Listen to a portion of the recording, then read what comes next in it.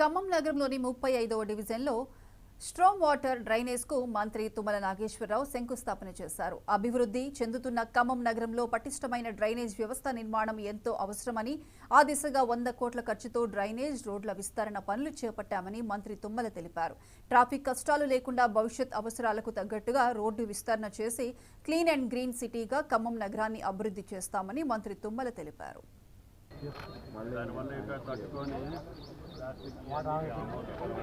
పద్ధతిలో ఉంచడం కోసం ఈరోజు 100 కోట్ల నిధులతో డ్రైన్స్ కావచ్చు, అదేవిధంగా రోడ్డు వైడనింగ్, అనేక ముఖ్య కార్యక్రమాలకి నిధులు తీసుకొచ్చాం.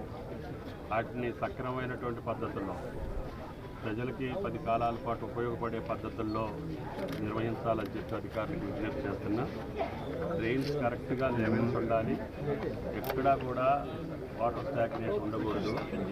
అదేవిధంగా రోడ్లు కూడా పకడ్బందీగా 10 కాలాల పాటు మన్నేటట్టుగా అనుకున్నటువంటి ఎడల్పులో రోడ్లు నిర్మాణం చేసి భవిష్యత్తులో అభివృద్ధి చెందుతున్నటువంటి ఖమ్మానికి అనుగుణంగా రహదారులు, అదేవిధంగా మురుగునీటి వ్యవస్థ, అదేవిధంగా మంచినీటి కోసం కూడా అత్యధిక నిధులు తీసుకొచ్చాం.